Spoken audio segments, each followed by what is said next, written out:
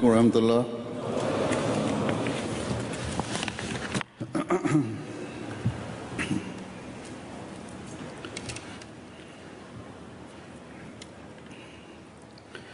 أشهد أن لا إله إلا الله وحده لا شريك له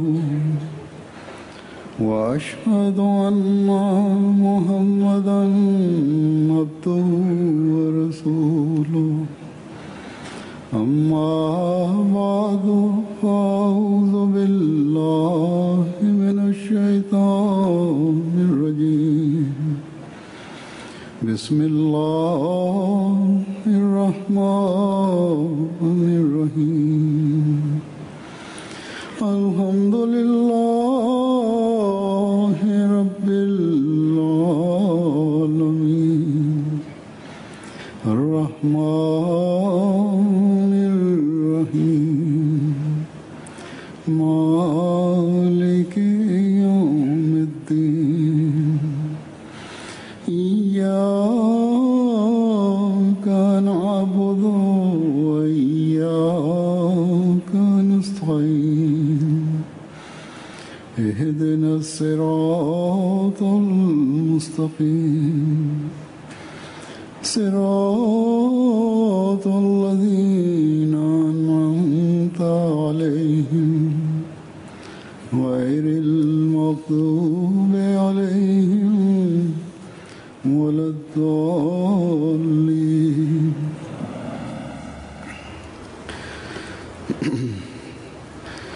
आज अल्लाह ताला के फजल से जमात अहमदिया बरतानिया का जलसा আজ আল্লাহ তাআলার অপার কৃপায় আহমদিয়া মুসলিম জামাত যুক্তরাজ্যের বার্ষিক জলসা আরম্ভ হচ্ছে। যদিও রীতি অনুসারে এই জলসা সন্ধ্যায় আনুষ্ঠানিকভাবে উদ্বোধন করা হবে, কিন্তু সত্যিকার অর্থে এই জুমা জলসারই একটি অংশ, আর এই জুমার মাধ্যমে এই জলসার উদ্বোধন হয়ে থাকে। এই সূত্র ধরে আমি কিছু কথা বলবো। হযরত মসিহে মাউদ আলাইহিস সালাতু ওয়াস সালাম জলসা প্রতিষ্ঠার যে মূল উদ্দেশ্য তা বর্ণনা করেছেন, তা হচ্ছে এমন জামাত যেন প্রস্তুত হয়, গড়ে উঠে, যারা খোদা তাআলার তত্ত্বজ্ঞানে বা খোদা তাআলা সম্পর্কে জ্ঞানে সমৃদ্ধ হয়, তাদের হৃদয়ে যেন খোদা তাআলার ভীতি সৃষ্টি হয়, তাদের মাঝে তাকওয়া এবং খোদাকে লাভের সংগ্রাম সৃষ্টি হয়, আগ্রহ সৃষ্টি হয়, খোদার প্রতি ভালোবাসা সৃষ্টি হয়, পারস্পরিক ভালোবাসা যেন তাদের মাঝে সৃষ্টি হয়, কোমল স্বভাব যেন তাদের মাঝে গড়ে ওঠে, ভ্রাতৃত্বের বন্ধন প্রতিষ্ঠা করে রুহামাউ বাইনাহুমের ব্যবহারিক দৃষ্টান্তে যেন তারা পরিণত হয়। এর পাশাপাশি বিনয় যেন তাদের জীবনের মূল বৈশিষ্ট্য হয়, সত্যের উন্নত মান যেন তারা অবলম্বন করে, যার কোনো উপমা বা তুলনা পাওয়া যাবে না। ইসলামের বাণী বিশ্বের প্রান্তে প্রান্তে পৌঁছানোর জন্য তাদের হৃদয়ে যেন একটা উদগ্র বাসনা সৃষ্টি হয়, যে জন্য প্রাণ, ধন সম্পদ, সময় এবং সম্মানের কোরবানি করতে তারা সদা প্রস্তুত থাকবে। অতএব আমরা যারা আজ এখানে সমবেত হয়েছি, প্রত্যেককে আত্মবিশ্লেষণ করা উচিত যে সফরের কষ্ট কাঠিন্য সহ্য করে আমরা এখানে সমবেত হয়েছি, ঐক্যবদ্ধ হয়েছি। যদিও আজকাল সফরের অনেক সুযোগ সুবিধা আছে, কিন্তু মানুষের স্বভাবও এমনই হয়ে গেছে, অভ্যাসও এমনই গড়ে উঠেছে। তাই পথের বা সফরের যে কষ্ট, তা অবশ্যই মানুষের মাঝে একটা সফরের যে কষ্ট, এটা মানুষের মাঝে থেকে থাকে। সফরের সুযোগ সুবিধা যদি অনেক সৃষ্টি হয়েছে, কিন্তু তারপরও সফরের কষ্ট তো রয়েই গেছে। অতএব যারা জলসায় যোগদানের জন্য এখানে এসেছেন, তাদেরকে এই বিষয়ের প্রতি দৃষ্টি রাখা উচিত যে আমরা হযরত মসিহে মাউদ আলাইহিস সালাতু ওয়াস সালামের প্রত্যাশার সম্মান করে বা তার যে আকাঙ্ক্ষা, তার প্রতি সম্মান প্রদর্শন করে এই জলসার যে মূল উদ্দেশ্য তাকে পূর্ণ করছি কি, জলসার যে পুরো অনুষ্ঠান এবং এই 3 দিনে बातें अपने पेश नजर रखेगा জলসায় অংশগ্রহণকারী প্রত্যেক ব্যক্তি যখন নিজের দৃষ্টিতে কথাটি রাখবেন, তখনই এই বিষয়ের প্রতি তাদের মনোযোগ আকৃষ্ট হবে, নিবদ্ধ হবে যে আমাদের জলসায় যোগদানের মূল লক্ষ্য এবং উদ্দেশ্য কি। তখনই সেই জামাত প্রতিষ্ঠিত হবে যা হযরত মসিহ মাউদ আলাইহিসসালাতু ওয়াসসালাম প্রতিষ্ঠা করতে চেয়েছেন। তখনই মানুষের স্বভাবে সেই বিপ্লব সৃষ্টি হবে যা বিশ্বে একটি আধ্যাত্মিক বিপ্লব সৃষ্টির কারণ হবে। এবং এই দৃষ্টিকোণ থেকে যদি আমরা আমাদের চিন্তা ভাবনা এবং আমাদের কাজকর্মকে পরিচালিত না করি, তাহলে জলসায় যোগদানের উদ্দেশ্য ব্যর্থ এবং নিষ্ফল। হযরত মসিহ মাউদ আলাইহিসসালাতু ওয়াসসালাম বলেছেন, এটি কোনো জাগতিক মেলা নয় যাতে আপনারা আসবেন, বসবেন, বন্ধুদের সাথে খোশ গল্প করে কিছু সময় অতিবাহিত করবেন, বাজারে গিয়ে ফালুদা এবং পাকোড়া ইত্যাদি খাবেন, মন চাইলে জুস এবং কফি পান করবেন, অথবা পাকিস্তানি অথবা ইন্ডিয়ান জিনিসপত্র আপনারা ক্রয় করবেন। एक जगह मुहैया हो जाती है। কেননা এই সকল জিনিস জলসার দিনগুলোতে এক স্থান থেকে সরবরাহ হয়, এর থেকে লাভবান হওয়ার সুযোগ রয়েছে। অথবা অনেকে বলেন যে আমরা তো পুরো বছরের যে রেশন, ডাল, চাল ইত্যাদি জলসার সময় কিনে নিয়ে যাই, জলসার বাজার থেকে কিনে নিয়ে যাই। কেননা এই জিনিসগুলো এইখানে স্বল্প মূল্যে এবং সহজে পাওয়া যায়, সহজলভ্য, কষ্ট করতে হয় না, বাজার থেকে কেনা যায়। যদি উদ্দেশ্য এটি হয়, তাহলে জলসায় যোগদানের যে স্বভাব এটি আপনারা নষ্ট করবেন। কম বেশি যতটুকু মূল্যই হোক না কেন, বাজার থেকে এই জিনিস আপনারা পেয়েই যাবেন। এখানে যারা আসেন, এখানে আগতরা এই পার্থিব খাদ্য সংগ্রহ করার জন্য আসেন না এবং আসা উচিত নয়, और आना चाहिए বরং সেই আধ্যাত্মিক খাবারের সন্ধানে আসেন এবং আসা উচিত যা অন্য কোনো বাজারে পাওয়া যায় না, যা रूहानी আজ এক সুন্দর একটি इससे फैज বাজার যা কেবল আধ্যাত্মিক পিপাসায় নিবারণ করে না, বরং যারা এর থেকে সত্যিকার অর্থে উপকৃত হতে চায় ये खजाने সে তাকে দরিদ্র থেকে ধনীতে রূপান্তরিত করে দেয়, অর্থাৎ আধ্যাত্মিক দিক থেকে। তারপর যে ভান্ডার হযরত মসিহ মাউদ আলাইহিসসালাতু ওয়াসসালাম দান করেছেন, যা জলসার দিনগুলোতে বিভিন্ন অনুষ্ঠানে বা বিভিন্ন অনুষ্ঠান চলাকালে বিতরণ করা হবে, তা সত্যিকার একজন আহমদীর উচিত তা অর্জন করার চেষ্টা করা এবং অন্যদের ক্ষুধা এবং পিপাসা নিবারণের কারণ হয় তা। हर शामिल होने वाले অতএব প্রত্যেক আহমদীর দায়িত্ব হচ্ছে, कि अगर उसकी सोच में জলসায় অংশগ্রহণকারী প্রত্যেক ব্যক্তির দায়িত্ব হচ্ছে, जलसा की যদি তার চিন্তা ভাবনায় কোনো ঘাটতি থেকে থাকে, জলসার সত্যিকার যে উদ্দেশ্য সে সম্পর্কে যদি তার সঠিক জ্ঞান না থাকে, তাহলে আপনার উচিত হবে আপনার যে চিন্তা ভাবনা, সেই চিন্তা ভাবনাকে হযরত মসিহ মাউদ আলাইহিসসালাতু ওয়াসসালামের যে জলসা আয়োজনের উদ্দেশ্য, সেই উদ্দেশ্য অনুযায়ী পরিচালিত করে জলসা থেকে পুরোপুরি লাভবান হওয়ার চেষ্টা করুন। এখন আমি হযরত মসিহ মাউদ আলাইহিসসালাতু ওয়াসসালামের জলসায় যোগদানকারীদের এবং জামাত সম্পর্কে তার যে আকাঙ্ক্ষা, প্রত্যাশা, कि कैसे अहमदी हज़रत मसीह मौद সে সম্পর্কে আমি কিছু বলবো। যে কিরূপ আহমদি হযরত মসিহ মাউদ আলাইহিসসালাতু ওয়াসসালাম চেয়েছেন এবং জামাতের মান কিরূপ হওয়া উচিত, इस्लाम के इरशादात को सामने रखते हुए হযরত মসিহ মাউদ আলাইহিসসালাতু ওয়াসসালামের লেখাকে দৃষ্টিতে রেখে বা রচনা সমগ্রকে দৃষ্টিতে রেখে, যদিও তা হুবহু তার ভাষা হবে না, কিন্তু সারাংশ আমি তুলে ধরছি বা সারমর্ম তুলে ধরব। आपने फरमाया সেসব বক্তৃতা বা বক্তব্য যা জলসায় যোগদানকারীদের উদ্দেশ্যে তিনি রেখেছেন। जिंदगी তিনি এমন এক কর্মপন্থা নির্ধারণ করে দিয়েছিলেন যা মানব জীবনের ইহকাল এবং পরকালকে সুনিশ্চিত করার নিশ্চয়তা প্রদান করতে পারে। তিনি আলাইহিস সালাম ইন্নাল্লাহা মাআল্লাযিনা তাকাও ওয়াল্লাযিনা হুম মুহসিনুন, নিশ্চয়ই আল্লাহ ওই সমস্ত মানুষের সাথে থাকেন যারা খোদাভীতি অবলম্বন করেন এবং তারা সৎকর্ম সম্পাদন করেন। এর ব্যাখ্যা করতে গিয়ে তিনি বলেন, তাকওয়া বা খোদাভীতি ছাড়া কোনো বিষয়ই খোদা তাআলা সন্তুষ্ট হন না।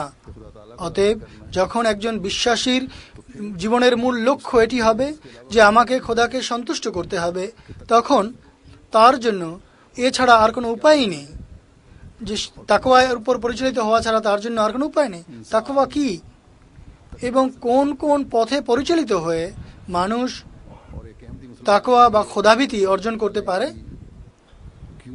এবং একজন আহমদী মুসলমানের জন্য তাকওয়ার উপর পরিচালিত হওয়া কেন আবশ্যক, এর ব্যাখ্যা করতে গিয়ে হযরত মসিহ মাউদ আলাইহিস সালাম বলেন,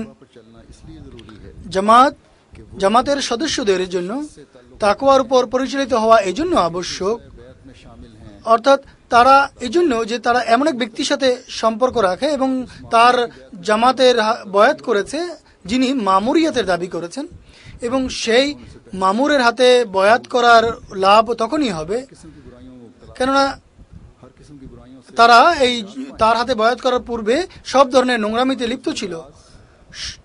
বয়াত করার পর সব ধরনের নোংরামি থেকে যেন তারা মুক্তি লাভ করে, আর নোংরামি থেকে মুক্তি লাভ তাকওয়ার উপর পরিচালিত হওয়া ছাড়া কখনোই সম্ভব নয়।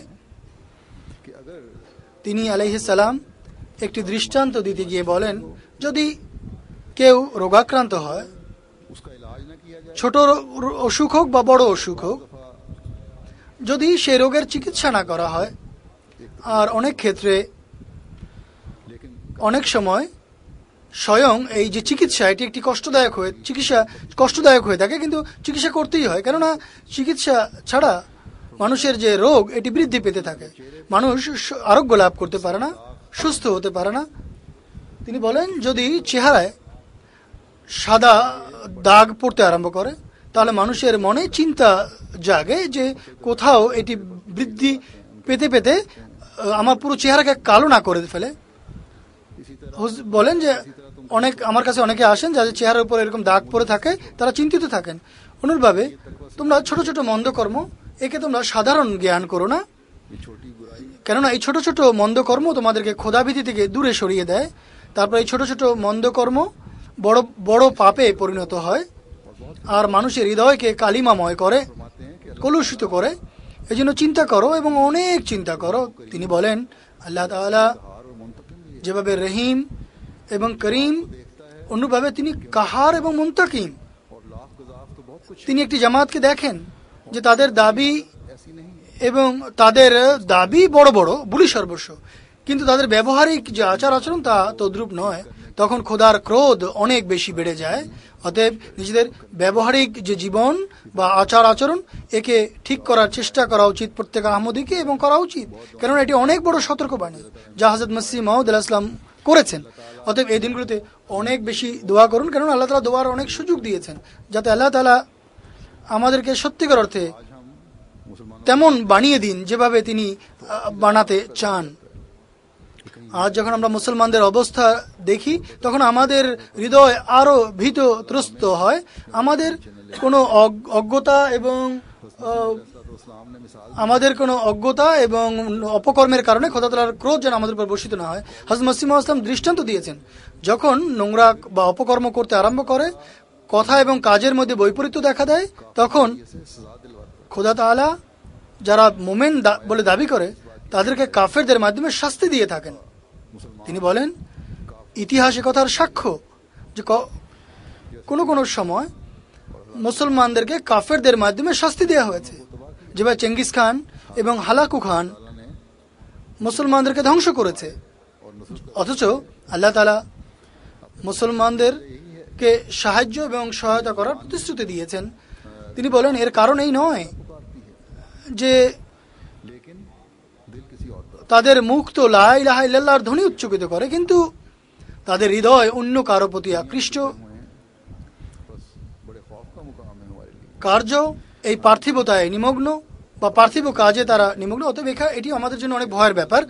আমাদেরকে সব সময় আত্মবিশ্লেষণ করতে থাকা উচিত, আত্মজিজ্ঞাসা করা উচিত যে আল্লাহ তাআলা অনুগ্রহ বশে এই যুগের হাদি এবং পথ প্রদর্শক আর মহানবী সাল্লাল্লাহু আলাইহি ওয়াসাল্লামের নিষ্ঠাবান প্রেমিককে আমাদের সংশোধনের জন্য প্রেরণ করেছেন।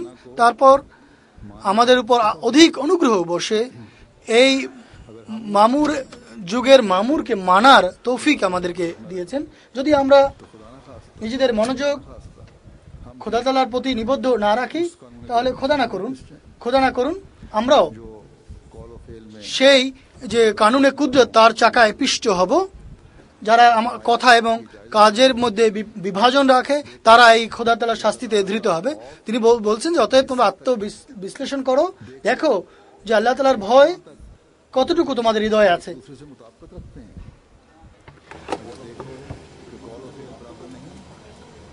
তোমাদের কথা এবং কাজের মধ্যে কতটা ভিন্নতা রয়েছে এটি তোমরা দেখো।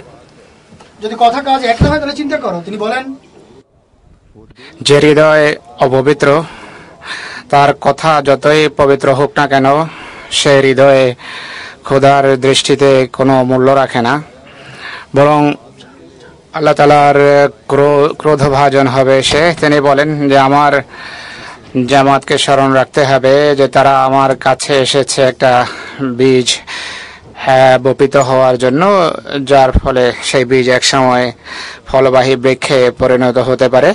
তাই প্রত্যেক ব্যক্তির নিজেকে ভাবা উচিত যে তার অভ্যন্তরীণ অবস্থা কেমন, তার ভিতরকার চিত্র কেমন। তিনি বলেন, যদি আমাদের জামাতও যদি খোদা না খাস্তা এমন হয়ে থাকে যে সে বলে কিছু আর হৃদয়ে লালন করে ভিন্ন কিছু, তাহলে এমন লোকদের পরিণাম শুভ হবে না।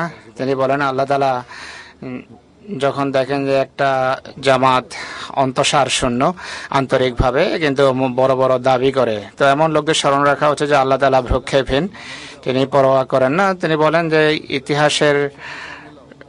ইতিহাসের উপর দৃষ্টি দাও, মুহাম্মদ সাল্লাল্লাহু আলাইহি ওয়াসাল্লামের যুগে ফিরে যাও, বদরের চিত্র চোখের সামনে আনো।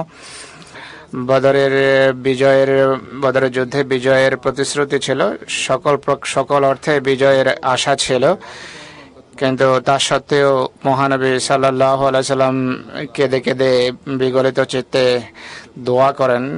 হযরত আবু বকর সিদ্দিক রাদিয়াল্লাহু আনহু বলেন যে সার্বিক সকল অর্থে যেখানে বিজয়ের প্রতিশ্রুতি রয়েছে, সেখানে এত আকুতি বিনতির সাথে এত বিগলিত চিত্তে দোয়ার দরকার কি? রাসূলুল্লাহ সাল্লাল্লাহু আলাইহি ওয়াসাল্লাম উত্তর দিলেন যে খোদা তাআলার সত্তা পরবিমুখ, তিনি জ্ঞানী। হতে পারে খোদার প্রতিশ্রুতিতে গোপন কোনো শর্ত রয়েছে। তো এটি হলো তাকওয়া। সেই তাকওয়ার এই উন্নত দৃষ্টান্ত মুহাম্মদ সাল্লাল্লাহু আলাইহি ওয়াসাল্লাম স্থাপন করেছেন। যদি এই ভয়, খোদাভীতি এবং তাকওয়াকে সামনে রেখে আমরা খোদার কৃপা ভাজন হওয়ার চেষ্টা অব্যাহত রাখি, তাহলে ইনশাআল্লাহ সফলতা আমাদের পদচুম্বন করবে, বা তারা সফলতা পাবে যাদের কথা এবং কাজে মিল থাকবে। হযরত মসিহ মাউদ আলাইহিস সালাতু ওয়াস সালাম মুসলমানদের খালাকু খান এবং চঙ্গিস খানের দৃষ্টান্ত দিয়ে মুসলমানদের যে চিত্র অঙ্কন করেছেন, আজও দৃষ্টিপাত করলে এটি দেখা যায়।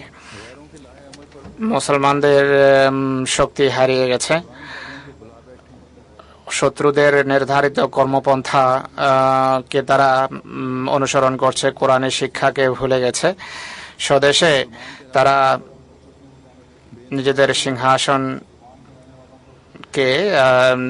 নিরাপদ রাখার জন্য মুসলমান হওয়ার যারা দাবি করে তাদের উপর অনেক অত্যাচার করছে। জনসাধারণকে নির্দ্বিধায় হত্যা করা হচ্ছে, নির্বিচারে হত্যা করা হচ্ছে, মনে করে এইভাবে তাদের সিংহাসন বা ক্ষমতা চিরস্থায়ী হবে।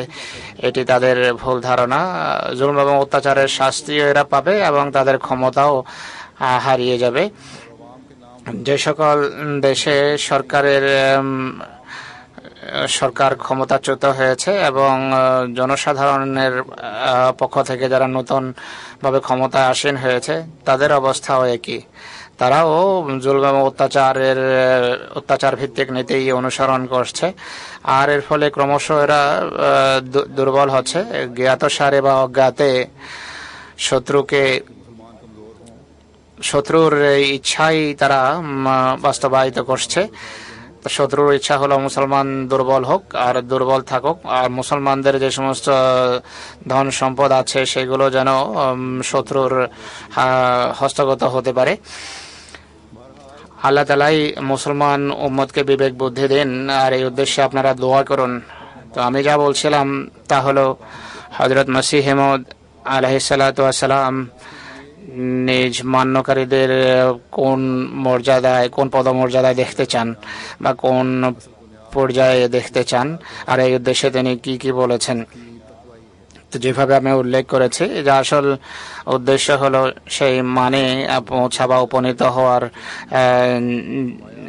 জন্য মূল বিষয় হলো তাকওয়া। এই বিষয়টি আমি আরো বর্ণনা করছি। মুসলিম ইসলাম বলছেন যে সদা স্মরণ রাখতে হবে, যে দেখতে হবে যে আমরা তাকওয়া এবং পবিত্রতায় কতটা উন্নতি করেছি। মুসলিম বলেন যে এর মানদণ্ড হলো কোরআনে কারীম।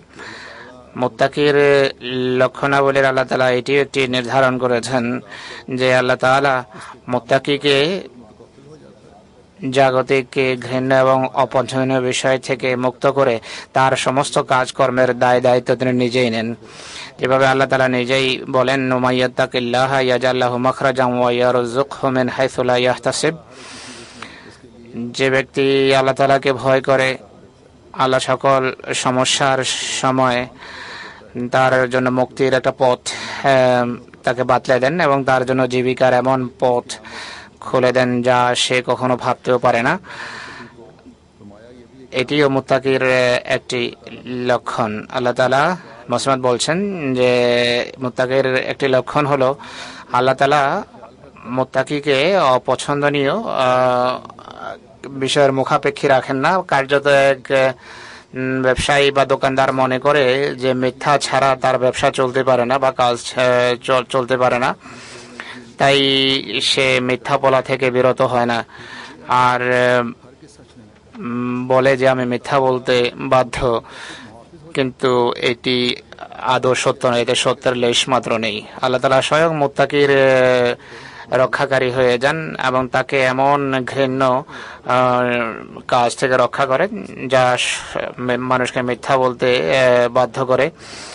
তিনি বলেন, স্মরণ রেখো যে খোদাকে ছেড়ে দে, খোদা তাআলা তাকে পরিত্যাগ করেন।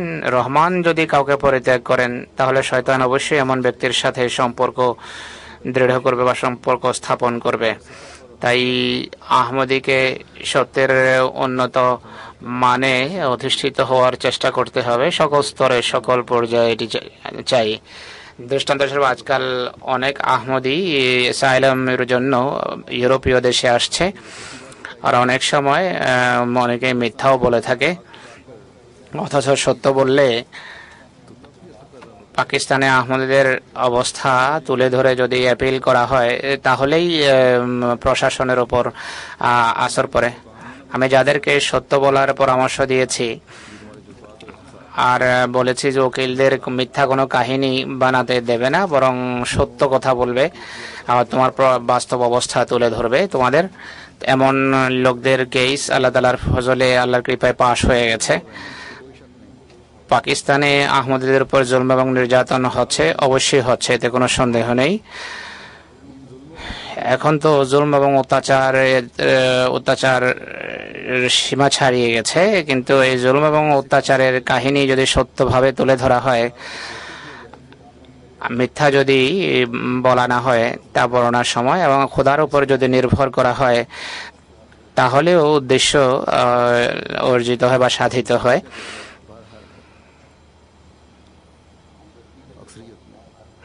এই জাতির ভিতর অবশ্যই সহানুভূতি আছে, এই জাতির সংখ্যাগরিষ্ঠের মাঝে সহানুভূতি রয়েছে, যার বশবর্তী, যার অধীনে এরা সাহায্য করে।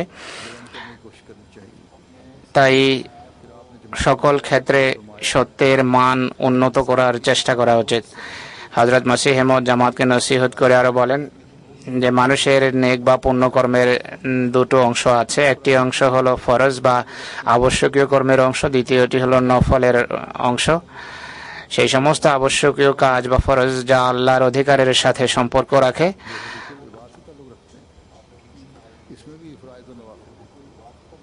তার পাশাপাশি তিনি বান্দার অধিকারের দৃষ্টান্ত দিয়েছেন। আর বান্দার অধিকারের ক্ষেত্রেও আবশ্যকীয় কিছু দিক আছে, নফল কিছু দিক আছে।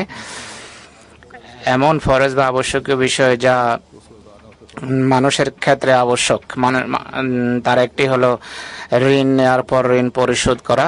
এটি একটি আবশ্যকীয় কাজ। বা কেউ যদি তোমার সাথে সৎ ব্যবহার করে, তার সাথে সৎ ব্যবহার করা, এটি এক মুসলমান এবং আহমদী মুসলমানের জন্য আবশ্যক। তিনি বলেন এই সমস্ত ফরজ এবং আবশ্যকীয় দায়িত্ব ছাড়াও প্রত্যেক নেক কর্মের সাথে নফল কর্ম হয়ে থাকে।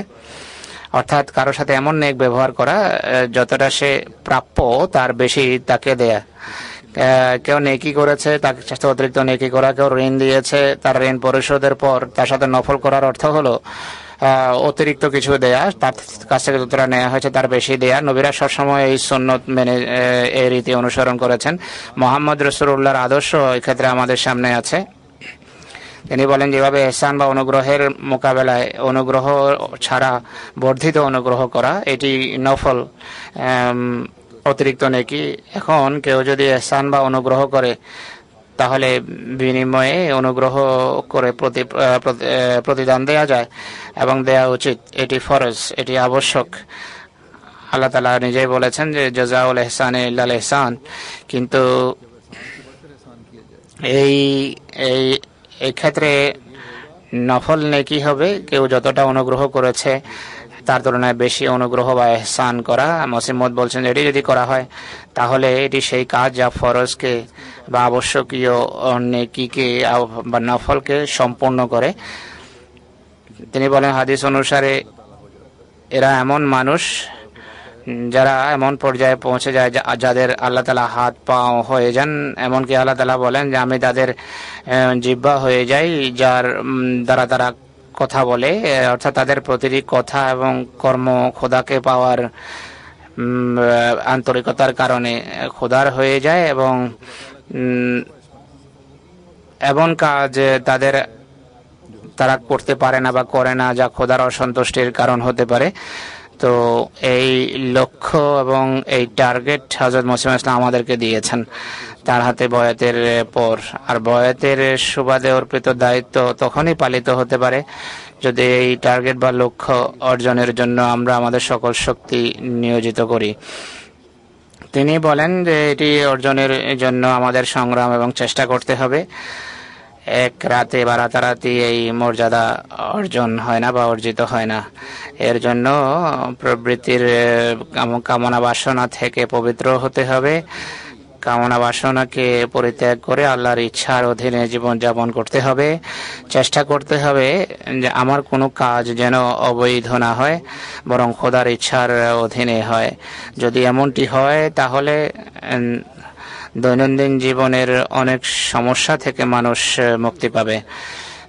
তিনি স্পষ্ট করেছেন যে মানুষ সমস্যায় তখনই পড়ে যখন খোদার সন্তুষ্টির বিপরীত বা পরিপন্থী কোনো কাজ করে। তখন তারা খোদার সন্তুষ্টির অধীনে থাকে না, বরং নিজেদের কামনা বাসনার বশবর্তী হয়ে তারা কাজ করে। যেমন রাগের বশবর্তী হয়ে এমন কোনো কাজ করে বসে যার ফলে মামলা মোকদ্দমা হয়ে যায় বা কোর্ট কাচারিতে হাজির হতে হয়, জেলে যেতে হয়। কিন্তু কেউ যদি এই সংকল্প করে যে আল্লাহর কিতাবের বাহিরে, আল্লাহর কিতাবের বিরোধী কোনো কাজ করব না, কোনো কথা বলবো না, আর সকল ক্ষেত্রে আল্লাহর কিতাবের উপর দৃষ্টি রাখবো, তাহলে আল্লাহর কিতাব বা খোদার বই বা খোদার গ্রন্থ মানুষকে এমন অনিশ্চয়তা থেকে বাঁচার পথ দেখাবে বা পরামর্শ দেবে। নতুবা খোদার গ্রন্থকে বা শরীয়তকে ছেড়ে দিয়ে যদি নিজের কামনা বাসনার অধীনস্থ হও তাহলে ক্ষতিগ্রস্ত হবে। তাই খোদার প্রেরিত ব্যক্তির হাতে বয়াত করে আমাদেরকে জিজ্ঞাসা করতে হবে যে আমরা সকল ক্ষেত্রে শরীয়তের পরামর্শ নেই কিনা, নাকি নিজেদের কামনা বাসনাকে অনুসরণ করে। যদি আমাদের কামনা বাসনা শরীয়ত থেকে আমাদেরকে বিরত রাখে, শরীয়তের গ্রন্থ থেকে বিরত রাখে, তাহলে আমাদের নিজেদের অবস্থা সম্পর্কে চিন্তা করতে হবে। আজকাল জলসার দিনে দরুদ এবং ইস্তেগফারের উপর জোর দিতে হবে, যেন আমরা নিজেদের সংশোধনের প্রতি বেশি মনোযোগী হতে পারি। আমাদের কামনা বাসনা চাওয়া পাওয়াকে আল্লাহ তাআলার ইচ্ছা এবং আল্লাহর নির্দেশের অধীনস্থ করার চেষ্টা এবং দোয়া করা উচিত, যেন আমরা হযরত মসিহ মউদের হাতে বয়াতের সুবাদে অর্পিত দায়িত্ব পালন করতে পারি। হযরত মসিহ মউদ জামাতকে উন্নত মানে অধিষ্ঠিত হওয়ার জন্য যে সমস্ত নসিহত করেছেন তা সব এখানে বর্ণনা করা সম্ভব না, কিন্তু মসিহ মউদের বরাতে একটি কথা এখানে তুলে ধরতে চাই, যা এমন একটি কথা যেটা যদি আমরা অবলম্বন করি তাহলে খোদার সন্তুষ্টির ক্ষেত্রে আমরা ক্রমশ অগ্রগামী হতে পারবো। হযরত মসিহ মউদ ইসলাম বলেন যে রাতের বেলা ওঠো আর দোয়া করো, আল্লাহ তাআলা যেন তোমাদেরকে নিজের সঠিক পথ দেখান। মুহাম্মদ সাল্লাল্লাহু আলাইহি ওয়াসাল্লামের সাহাবীরা ক্রমান্বয়ে বা ক্রমশ উন্নতি করেছেন। তারা প্রথমে কি ছিলেন? এক কৃষকের বীজ বপনের মতো অবস্থা তাদের ছিল। এরপর রাসূলুল্লাহ সাল্লাল্লাহু আলাইহি ওয়াসাল্লাম তাকে পানি সেচন করেছেন, তিনি তাদের জন্য দোয়া করেছেন। বীজ উন্নত ছিল, জমি ভালো ছিল, যার ফলে পানি সেচনের ফলশ্রুতিতে ভালো ফল ধরেছে। রাসূলুল্লাহ যেভাবে হাঁটতেন তারাও সেভাবে হাঁটতেন, তারা দিন বা রাতের অপেক্ষায় থাকতেন না। তোমরা আন্তরিক অভাবে তওবা করো, তাহাজ্জুদে ওঠো, দোয়া করো, হৃদয়ের সংশোধন করো, দুর্বলতাকে পরিত্যাগ করো এবং খোদার সন্তুষ্টি কথা এবং কাজকে খোদার সন্তুষ্টির অধীনস্থ করো। স্মরণ রেখো যে নসিহতকে অবলম্বন করবে, অনুসরণ করবে, কার্যত দোয়া করবে এবং খোদার দরবারে আকুতি মিনতি করবে। আল্লাহ তাআলা তার প্রতি কৃপা করবেন, তার হৃদয়ে পরিবর্তন আসবে আর খোদার সম্পর্কে নিরাশ হবে না।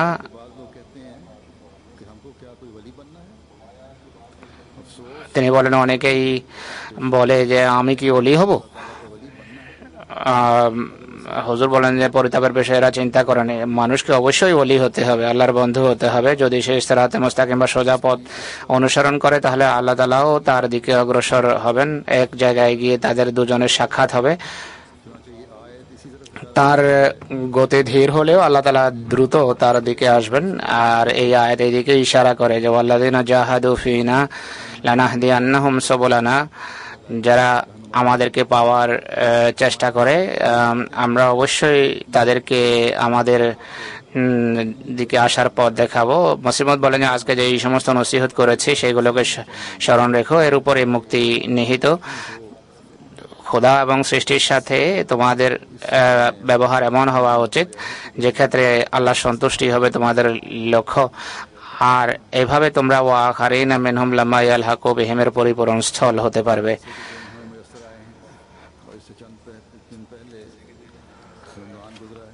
অতএব এই জলসার দিন আবার আমরা পেয়েছি, আর এর পূর্বে কিছুদিন পূর্বে রমজান অতিবাহিত হয়েছে যখন আমরা খোদার সন্তুষ্টি অর্জনের চেষ্টা করেছি।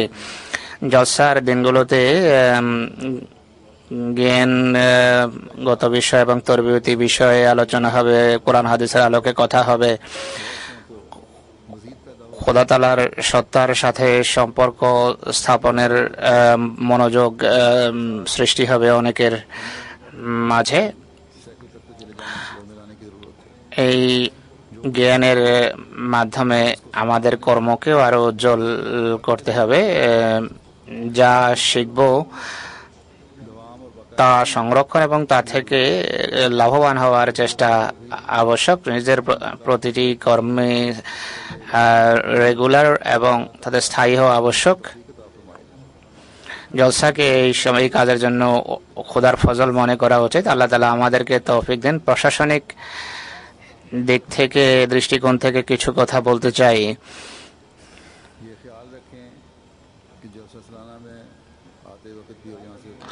স্মরণ রাখবেন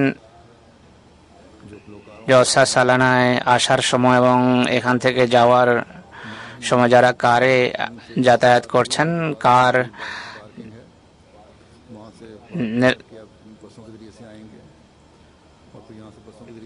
দূরে যে সমস্ত পার্কিং এর জায়গা আছে সেখানে কার পার্ক করে বাসে আসুন এবং বাসেই করে যাবেন।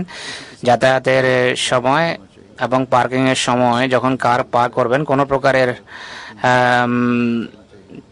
তাড়াহুড়া হওয়া উচিত নয়। একটা ব্যবস্থাপনার অধীনে, পরিকল্পনার অধীনে সব কাজ হওয়া উচিত। জলসাগাহে প্রবেশের সময় যেখানে চেকিং এর ব্যবস্থা আছে, স্ক্যানার আছে, সেখানেও সাবধান থাকুন।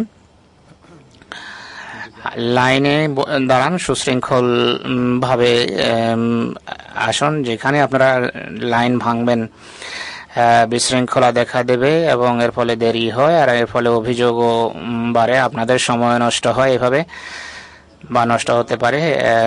ব্যবস্থাপকদের জন্য এটি মাথা ব্যথার কারণ হয়ে থাকে।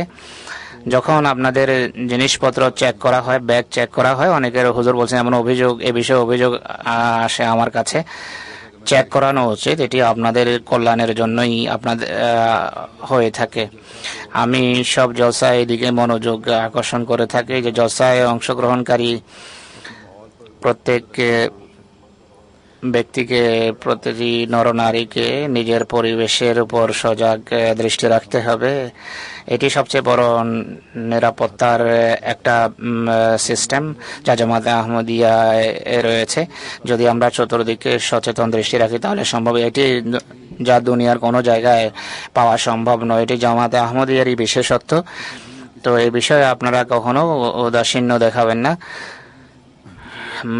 ভ্রক্ষেপহীন হবেন না। কোনো সন্দেহজনক কিছু দেখলে প্রশাসনকে অবহিত করুন। কোনো জায়গায় যদি কোনো থলি বা ব্যাগ পরে থাকতে দেখেন, যারা দায়িত্বে নিয়োজিত আছে তাদেরকে অবহিত করুন। এবার জলসার তারিখ যেহেতু ভিন্ন, তাই রাতে যারা এখানে থাকবেন তাঁবুতে বা স্থানীয় আবাসনে যারা আছেন থাকবেন। রাতে আপনারা জানেন যে এখানে আবহাওয়া ঠান্ডা হয়ে যায়, তাই অনেকের স্বাস্থ্য যেহেতু ভালো হয় না, তাই আপনাদেরকে বলবো যে গরম কাপড় পরে শোন রাতে। আর রেজাই বা ল্যাপের ব্যবস্থা আছে, তা নেওয়া উচিত। কেউ যদি নিয়ে না আসে থাকে তাহলে এখান থেকে তার নেওয়া উচিত। 2-1 বছর এমন তারিখে জলসা হবে, এরপর নির্ধারিত সময় জলসা এসে যাবে। কর্মীদের দৃষ্টি পূর্বেই আকর্ষণ করেছি যে তাদের দায়িত্ব কি। আতিথেয়তার দায়িত্ব পালন করুন। প্রতিটি বিভাগ নিঃস্বার্থভাবে রীতি অনুসারে সেবা করবে, খেদমত করুন। পরিচ্ছন্নতার বিষয়ে বলছি, টয়লেটের অনেক অভিযোগ আসে। সবাই অভিযোগ না করলেও কিছু মানুষ এমন আছে যারা নোংরামি সহ্য করতে পারেন না আদৌ। তাই টয়লেটের পরিচ্ছন্নতার ব্যবস্থা করা যেখানে ব্যবস্থাপনার দায়িত্ব, প্রশাসনের দায়িত্ব, সেখানে যারা টয়লেট ব্যবহার করে তাদের উচিত হবে ব্যবহারের পর পরিষ্কার করে বাইরে আসুন। এবার এর জন্য একটা পৃথক টিম গঠন করা হয়েছে। আশা করা যায় যে ভালো থাকবে এই বিভাগের কাজ। কিন্তু স্মরণ পরিষ্কার রাখা উচিত, স্মরণ রাখবেন এটি সামান্য বিষয় নয়, এটি ইমানের অঙ্গ। রাসূলুল্লাহ বলেছেন মোমেনকে সকল অর্থে ইমানের মানকে উন্নত রাখার চেষ্টা অব্যাহত রাখা উচিত। আর সবচেয়ে বড় কথা হলো যেভাবে মসিহ মউদ বলেছেন, তিনি জামাতের সদস্যদের মনোযোগ এদিকে আকর্ষণ করেছেন যে নামাজ, নফল এবং দোয়ার উপর জোর দিন। আজকাল দরুদ, দোয়া এবং নফলের প্রতি বেশি মনোযোগ দেন। এখানে তাহাজ্জুদের ব্যবস্থা থাকবে। যারা এখানে থাকবেন তারা নামাজ তাহাজ্জুদে অংশ নেন, যারা ঘরে থাকবেন তারা রীতিমতো তাহাজ্জুদ পড়ুন, যেন আল্লাহ তাআলা ইসলাম এবং আহমদিয়াতের উন্নতির দৃশ্য আমাদেরকে দেখান। পাকিস্তানি আহমদীদেরকে আপনারা বিশেষভাবে দোয়াতে স্মরণ রাখুন। তাদের উপর চরম জুলুম নির্যাতন হচ্ছে। গতকালও সেখানে একজনকে শহীদ করা হয়েছে। আরও একজনের উপরে গুলি বর্ষণ করা হয়েছে, কিন্তু তিনি প্রাণে রক্ষা পেয়েছেন। গোটা বিশ্বের অন্যান্য আহমদীদের জন্য দোয়া করুন যাদের উপর জুলুম নির্যাতন হচ্ছে। আল্লাহ তাআলা দ্রুত এই জুলুমকারীদের পাকড়াওয়ের ব্যবস্থা করুন, আর গোটা বিশ্বকে মহানবী সাল্লাল্লাহু আলাইহি ওয়াসাল্লামের নিষ্ঠাবান যে প্রেমিক আছে তার সত্যতাকে চেনার বা বুঝার উপলব্ধি করার তৌফিক দিন। এখন যিনি শহীদ হয়েছেন তার গায়েবানা জানাজা পড়ব, এবং এর পাশাপাশি আরও কয়েকটি জানাজা আছে। এই শহীদের স্মৃতিচারণ হুজুর করছেন। মুকাররম রাও আব্দুল গফার সাহেব ইবন মুকাররম মোহাম্মদ তাহসিন সাহেব हैं। মুকাররম রাও আব্দুল ইবনে মোহাম্মদ তাহসিন সাহেবের ছেলে 6 সেপ্টেম্বর 2012 তিনি একটি স্কুলে কাজ করতেন চাকিওয়াড়াতে। স্কুলে পড়িয়ে যখন সন্ধ্যায় 5টার দিকে ঘরে ফিরে যাচ্ছিলেন, ঘরে ফিরে যাওয়ার জন্য যখন তিনি বাসে উঠতে যাচ্ছিলেন, তখন দুজন অজ্ঞাত পরিচয় মোটরসাইকেল আরোহী তার উপর গুলি বর্ষণ করে এবং দুটি গুলি তার শরীরে বিদ্ধ হয়। একটি গুলি কাঁধে এবং দ্বিতীয় গুলি পিছন থেকে লেগে মাথা দিয়ে বেরিয়ে যায়। এই জন্য ঘটনাস্থলে তিনি শাহাদাত বরণ করেন। ইন্না লিল্লাহি ওয়া ইন্না ইলাইহি রাজিউন। শাহাদাত বরণের সময় শহীদ মরহুমের বয়স ছিল 42 বছর। শহীদ মরহুম 2012 সনে জানুয়ারিতে ওসিয়ত করেছিলেন। তিনি তার ওসিয়ত এখনো মঞ্জুর হয়নি, কিন্তু তিনি ওসিয়তের চাঁদা দিয়েছিলেন। জামাতের সেবা করেছেন। জেইম আনসারুল্লাহ ছিলেন, সিরিক হুসুসি তাহরিকাত ছিলেন, একান্ত মুখলেস এবং পূর্ণ স্বভাবের মানুষ ছিলেন, এবং দাওয়াত ইল্লাহর যথেষ্ট আগ্রহ তার মাঝে ছিল। অনুভবে তার এবং তার পুরো পরিবারের জামাতের সাথে সুগভীর সম্পর্ক ছিল। অত্যন্ত সজ্জন ছিলেন, খেলাফতের প্রতি গভীর ভালোবাসা রাখতেন। খলিফা ওয়াক্তের পক্ষ থেকে কোনো তাহরিক হলে তাতে আগে বেড়ে অংশ নিতেন। 1995 সনে তিনি বিয়ে করেছিলেন। আব্দুল গফর সাহেবের মেয়ের সাথে তার বিয়ে হয়েছিল। তার 2 জন কন্যা এবং 2 জন পুত্র সন্তান রয়েছে। হুজুর তার স্ত্রীর নামও বলেছেন, কিন্তু আমি ধরতে পারিনি। তিনি 1988 সনে মুবাহেলার যে পরিণতি জিয়াউল হকের যে পরিণতি হয়েছিল তা দেখে তিনি বয়াত করেছিলেন। তার মা পূর্বে বয়াত করেছিলেন এবং তার মাধ্যমে তার পুরো বংশে আহমদীদের পরিচয় হয়। তার বোন অর্থাৎ মরহুম শহীদের বোন বলেন, আমি 8 বছর পূর্বে স্বপ্নে দেখেছিলাম যে তার গায়ে গুলিবিদ্ধ হয়েছে এবং তিনি মারা গেছেন, কিন্তু যখন কাছে গিয়ে দেখি যে না, তিনি বেঁচে আছেন নিশ্চিত রূপে। এই শাহাদাতের পদমর্যাদা লাভ করার ছিল। আল্লাহ তাআলা ঘোষণা করিয়েছেন যে যারা খোদার পথে মৃত্যুবরণ করে তারা মৃত্যু নয়, বরং তারা জীবিত, তাদেরকে তোমরা মৃত্যু বলো না। অনুভাবে তার কন্যাও এবং তার স্ত্রীও একটি স্বপ্ন দেখেছিলেন। তার শাহাদাতের সাথে এই স্বপ্নের সম্পর্ক হয়েছে। তার স্ত্রী যখন এই স্বপ্ন তাকে শুনান, তখন তিনি বলেন যে আমি যদি শাহাদাত বরণ করি তাহলে তুমি কান্নাকাটি করবে না। এরূপভাবে তাকে যারা চিনেন তারা বলেন যে রোববার আহমদিয়া হল করাচিতে মিটিং ছিল, ঘরে ফিরে আসেন, তখন প্রতিমধ্যে তার অন্য বন্ধুদের বলছিলেন মৃত্যু সবাই বরণ করবে, কিন্তু আমার আকাঙ্ক্ষা হচ্ছে আল্লাহ তাআলা যেন আমাকে শাহাদাতের মৃত্যু দান করেন। আল্লাহ তাআলা শহীদ মরহুমের পদমর্যাদা ক্রমোন্নতি করুন। তার এক ছেলে জামিয়া আহমদিয়ার আবহাওয়াতে অধ্যয়নরত আছে, দ্বিতীয় 14 বছরের এবং ম্যাট্রিক পড়ছে, আর তার 10 বছরের মেয়ে রয়েছে এবং 7 বছরের ছোট কন্যা রয়েছে। এবং তার বংশের মধ্যে আল্লাহ তাআলা সর্বদা খেলাফতের মধ্যে বিশ্বস্তপূর্ণ মানুষ জন্ম দিতে থাক। দ্বিতীয় যে জানাজা আমি আজ পড়ব, মোকাররমা সাহেবজাদি কুদসিয়া বেগম সাহেবা, যিনি হযরত সৈয়দা নবাব আমাতুল হাফিজ বেগম সাহেবা হযরত নবাব আবদুল্লাহ খান সাহেবের কন্যা ছিলেন। 1927 সনের জুন মাসে তিনি জন্মগ্রহণ করেছিলেন এবং গত 1 সেপ্টেম্বর বা 1 সেপ্টেম্বর তাহের হার্ট ইনস্টিটিউট তিনি ইন্তেকাল করেন। ইন্না লিল্লাহি ওয়া ইন্না ইলাইহি রাজিউন। তিনি শিশুকালে কাদিয়ানে ধর্মীয় পরিবেশে সময় কাটিয়েছেন, সেখানেই তিনি শিক্ষা দীক্ষা গ্রহণ করেন, সেখানেই লালিত পালিত হন। দেশ বিভাগের সময় তার বয়স ছিল 20 বছর। কাদিয়ান থেকে লাহোর স্থানান্তরিত হন। এবং কাদিয়ানে নাসরাত এবং লাজনায় মাল্লাতেও তিনি বিভিন্ন সেবা করেছেন। ईद की वालदा थी। তিনি ये लिखती हैं মির্জা গোলাম কাদের সাহেবের গোলাম কাদের শহীদ সাহেবের মা ছিলেন। তিনি লিখেছেন নিজের একটি প্রবন্ধে, पूरी है, कहती हैं कि আমি মনে করি गुलाम कादर शहीद की বলে দেয়া এটি আবশ্যক। তিনি বলেন, पुराना मुड़ा तोड़ा कागज मेरे গোলাম কাদের শহীদ সাহেবের শাহাদাতের পর 12-15 যে साल है, পুরনো একটি দোমড়ানো মোছানো কাগজ जिसे मैंने शेरों में বা 12-15 সালের পুরনো কাগজ, তাদের একটি দোয়া লেখার ছিল, যা আমি কবিতার পংক্তিতে সাজানোর চেষ্টা করেছি। কিন্তু আমি কবি নয়, আমি আমার আবেগের বশবর্তী হয়ে চেষ্টা করেছিলাম। সেই দুটি পংক্তি হচ্ছে, आसमान पर जैसे कि हों सितारे, नस्लों में তোমরা একের তুলনায় অপরে এগিয়ে যাও সূর্য এবং চাঁদের চেয়ে।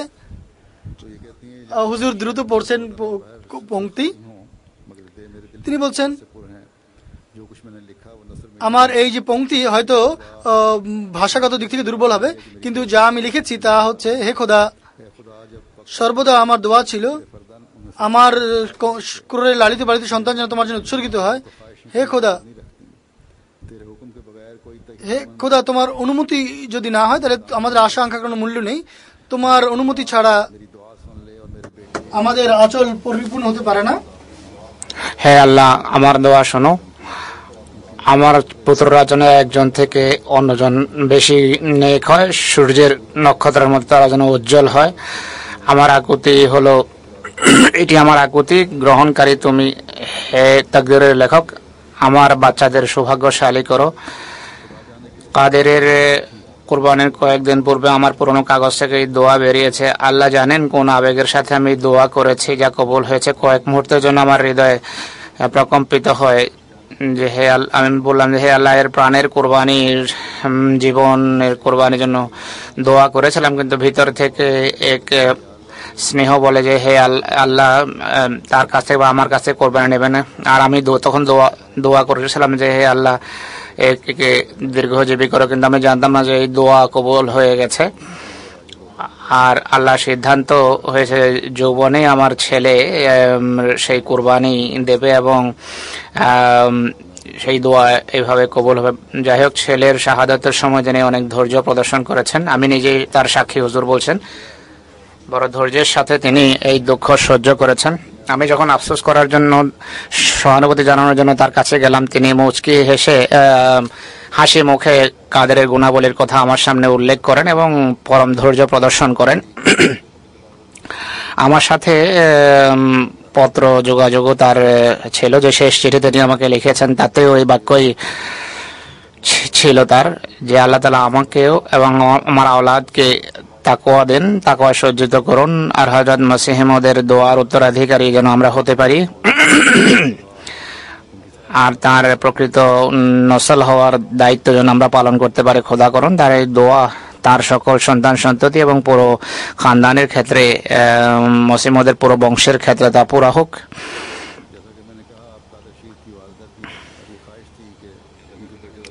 তো আমি যেভাবে বলেছি, তিনি শহীদ কাদেরের মা ছিলেন। তার বাসনা ছিল তার ছেলে ওয়াকফ, দুই ছেলে কাদের শহীদ জীবন উৎসর্গ করেছেন এবং শাহাদাতের পদমর্যাদা পেয়েছেন। কাদের শহীদকে তিনি গভীরভাবে ভালোবাসতেন।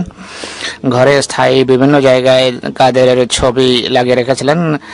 কাদের শহীদের জানাজা যখন নিয়ে যাওয়া হচ্ছিল, তার ধৈর্যের কথা আমি বলেছি, তখন কান্নাকাটি না করে এই কথাই বলছিলেন, জাযাকাল্লাহ কাদের, জাযাকুমুল্লাহ কাদের, অর্থাৎ তার ছেলে আব্দুল কাদের অনেক বড় পদমর্যাদা মাকে দিয়েছেন, শহীদের মা আখ্যায়িত হয়েছেন। আল্লাহ তাআলা তার সাথে মাগফিরাত, তাকে মাগফিরাত করুন, তার পদমর্যাদা উন্নীত করুন। তার স্বামী সাহেবজাদা মির্জা মজিদ আহমদ সাহেব অসুস্থ,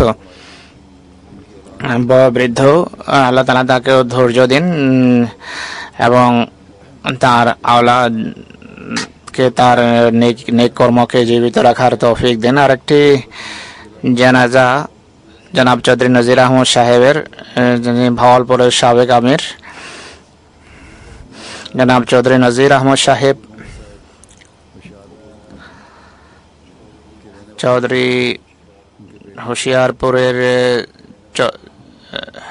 হোশিয়ারপুরের অধিবাসী, চৌধুরী নূর মোহাম্মদ সাহেবের ছেলে তিনি, হোশিয়ারপুরের। 1933 সনে জন্ম। 28 আগস্টে তিনি ইন্তেকাল করেন। সিভিল ইঞ্জিনিয়ারিং এ বিএসসি করার পর নহর বিভাগে চাকরি নেন এবং অবসর গ্রহণ করেন সেখান থেকে। 65 থেকে 67 পর্যন্ত রহিম ইয়ার খানের খোদামুল আহমদের কায়েদ ছিলেন। 75 থেকে 80 এবং 23 থেকে 2004 পর্যন্ত ভাওয়ালপুরের সদর এবং আমির হিসাবে কাজ করার তৌফিক পেয়েছেন। 2004 সনে হিজরত করে রাবুয়া স্থানান্তরিত হন। 74-এ বিরোধিতার সম্মুখীন হন। তার ডায়েরির একটা পৃষ্ঠায় তিনি লেখেন, 1974-এ জামাত আহমদিয়ার বিরুদ্ধে পাকিস্তানে ভয়াবহ বিরোধিতা আরম্ভ হয়। তখন আমি ভাওয়ালপুরে ছোট ভাই বশির সাহেবের পেট্রোল পাম্পের দেখাশোনা করছিলাম। বশির সাহেব যেহেতু অসুস্থ ছিলেন, 74-এর এই দাঙ্গা হাঙ্গামার কারণে মৌলভীরা কাউকে পেট্রোল পাম্পে আসতে দিত না, আর তারা পেট্রোল পাম্পের সামনে বখাটে যুবকদের দাঁড় করে রাখতো। এক আহমদি যুবক সেখানে তেল নেওয়ার জন্য আসলে তার মোটরসাইকেল নিয়ে জ্বালিয়ে দেয়। তারপর জুলম নির্যাতন করা হয়। যাই হোক, অনেক কষ্ট তাকে সহ্য করতে হয়েছে। আল্লাহ তাআলা তৌফিক দিয়েছেন। তার স্ত্রী লেখেন, শেষ মুহূর্ত পর্যন্ত জামাতের সেবা অব্যাহত রেখেছেন। ভয়াবহ অসুস্থতা সত্ত্বেও কাজী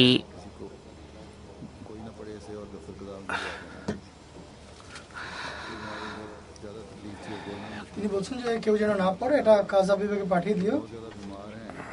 শেষ রোগের সময় অনেক কষ্ট ছিল, বলতে পারেনি। আমি বললাম যে আপনি অনেক অসুস্থ, হুজুরকে লিখে দিন যে এখন আমি রোগের কারণে কাজ করতে পারছি। তিনি বললেন যে তিনি আমাকে নিযুক্তি দিয়েছেন, যতক্ষণ তো আমার প্রাণ আছে ততক্ষণ আমি কাজ করতেই থাকবো। অনেক গুণের সমাহার তিনি ছিলেন। আল্লাহ তাআলা তার পদমর্যাদা উন্নীত করুন এবং তার সন্তানদেরকেও নেকিতে অগ্রগামী রাখুন। শেষ জানাজা যে ঘোষণা, তা হচ্ছে মুকাররম ফরাজ মাহমুদ সাহেব সিরিয়ার অধিবাসী ছিলেন।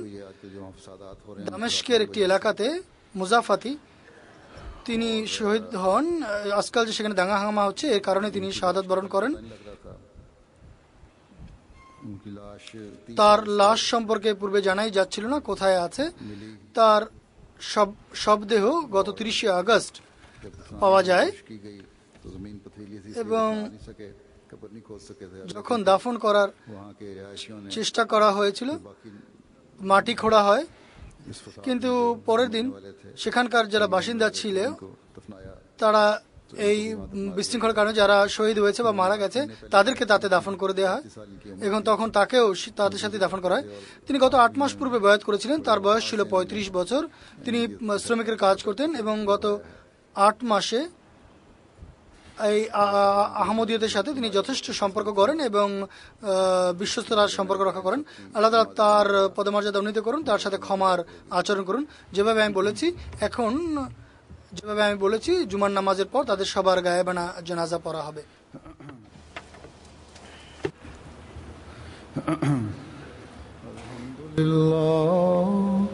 আলহামদুলিল্লাহ নাহমাদুহু ওয়া নাস্তাঈনুহু ওয়া নাস্তাগফিরুহু ওয়া নু'মিনু বিহি ওয়া নাতাওয়াক্কালু আলাইহি ওয়া নাউযু বিল্লাহি মিন শুরুরি আনফুসিনা ওয়া মিন সাইয়্যাতি আ'মালিনা من يهده الله فلا مضل له ومن يضلل فلا هادي له ونشهد أن لا إله إلا الله ونشهد أن محمدا عبده ورسوله عباد الله رحمكم الله إن الله يأمر بالعدل والإحسان وإيتاء ذي القربى وينهى عن الفحشاء والمنكر والبغي يعظكم لعلكم تذكرون اذكروا الله يذكركم وادعوه يستجب لكم ولذكر الله أكبر.